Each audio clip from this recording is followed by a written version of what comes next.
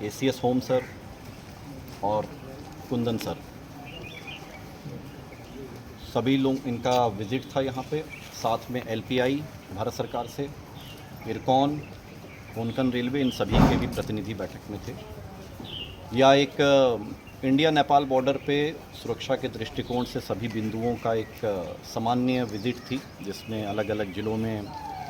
Chief secretary sir, DGP sir लोग जा रहे हैं, हर जगह इस चीज़ का रिव्यू कर रहे हैं और ज़मीन पे जो सारी चीज़ें हैं उनका अध्ययन किया जा रहा है। तो एसएसबी का भी रिव्यू किया गया है और सारे बिंदुओं के एक एक चीज़ों का देखा गया है।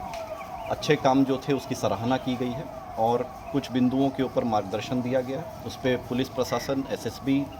प्रशासन, संपूर्ण जो है टीम संयुक्त रूप से इन कार्यों को करेगी। जयनगर के विमर्श हुआ है, आने वाले समय में वहाँ पे भी काफ़ी अच्छे बदलाव देखने के लिए मिलेंगे और सुरक्षा दृष्टिकोण से भी उस पे स्टेशन पे और क्या चीज़ों को सुदृढ़ीकरण किया जा सकता है, इन सभी बिंदुओं के ऊपर भी विस्तृत चर्चा हुई है और उसके ऊपर अग्रेतर पहल हेतु जो इम्पोर्टेंट डायरेक्शन है, निर्णय हैं, वो आज हुए हैं। आने वाले टाइम में इन सभी चीज़ों में आपको एक अच्छा बदलाव देखने के लिए मिलेगा। लगातार पुलिस प्रशासन मजबूती के साथ बॉर्डर क्षेत्र पे कार्य कर रही है, जिसका एक साक्षात उदाहरण आपका है कि पिछले 5 दिनों में 1000 किलो से ज़्यादा गांजा का सीज़र हुआ है, जिसकी अनुमानित कॉस्ट लगभग 5 करोड़ रुपया है।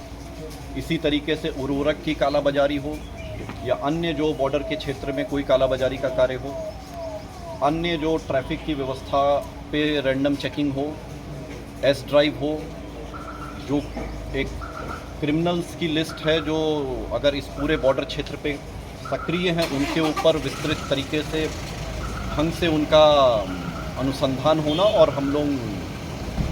स्पीडी ट्रायल में लेके उन सभी को कन्विक्शन के स्टेज तक पहुंचाने का कार्य करने जैसी विस्तृत जो है बिंदुओं के ऊपर भी आज बात हुई और हम लोग लगातार पुलिस प्रशासन, जिला प्रशासन, प्रोसिक्यूशन सेल सभी जो है इसके ऊपर मजबूती से कार्य कर रहे हैं। मीडिया के माध्यम से भी इन सभी बॉर्डर क्षेत्रों पे जितने भी बिंदु हम लोगों के प्रकाश में आएंगे, आपका भी इसमें सहयोग अति महत्वपूर्ण है और चाहे एसपी साहब के मोबाइल पे, चाहे हमारे मोबाइल पे, कहीं पे भी आप लोग कोई भी बिंदु ऐसा हो जो आपको लगता है जो हमारे संज्ञान में आना चाहिए, आप सभी डायरेक्टली व्हाट्सएप कर सकते हैं। जितनी जल्दी आपके माध्यम से हमारे कोई भी बिंदु संज्ञान में आता है, इसके ऊपर त्वरित कार्रवाई की जाएगी और कोई भी बिंदु को सिर्फ एक दृष्टिकोण से नहीं देखा जाएगा, उसके सभी आयामों को लिया जाएगा। अगर कोई एक केस है तो उसमें कॉमर्शियल टैक्सेस के बिंदु, इनकम टैक्स के बिंदु, ईओयू के बिंदु, बैक एंड उसके लिंकेज, फ्रंट एंड लिंकेज, सभी लिंकेजेस को जोड़ते हुए एक संपूर्ण, जिसको हॉलिस्टिक इन्वेस्टिगेशन कहा जाता है, हर एक केस को हॉलिस्टिक इन्वेस्टिगेशन की श्रेणी में लिया जाएगा।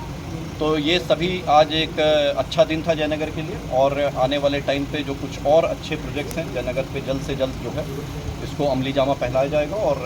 आने वाले टाइम पे जयनगर को और विकास के लिए उठाया जाएगा और पूरे हमारे 135 किलोमीटर का जो इंडिया नेपाल बॉर्डर है मधुबनी का, जो कि one of the biggest India Nepal border है हमारा, उस पर वाइब्रेंट विलेज भी जो हमारे जितने हैं 286 वाइब्रेंट विलेज को चिन्हित कर लिया गया है पूरे इस 135 किलोमीटर में। उन सभी वाइब्रेंट विलेज में भी अन्य जितनी योजनाओं को चिन्हित किया गया है कि हम लोग उन गाँव को देश के प्रथम गाँव के रूप में किस तरह से विकास उसका किया जा सके, उस दृष्टिकोण में भी उन योजनाओं को सैंक्शन कराते हुए ज़मीन पर उतारा जाएगा। इन सभी गाँव के जो पंचायत जो पड़ते हैं, उन पंचायतों में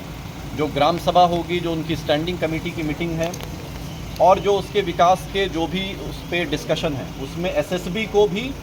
सेक्शन 25 बिहार पंचायती राज एक्ट 2006 के तहत एक स्पेशल मेंबर के रूप में सभी पंचायतों में नियुक्त कर दिया गया, ताकि एसएसबी भी इन गाँव के विकास में एक इंटीग्रल पार्ट के रूप में कार्य करे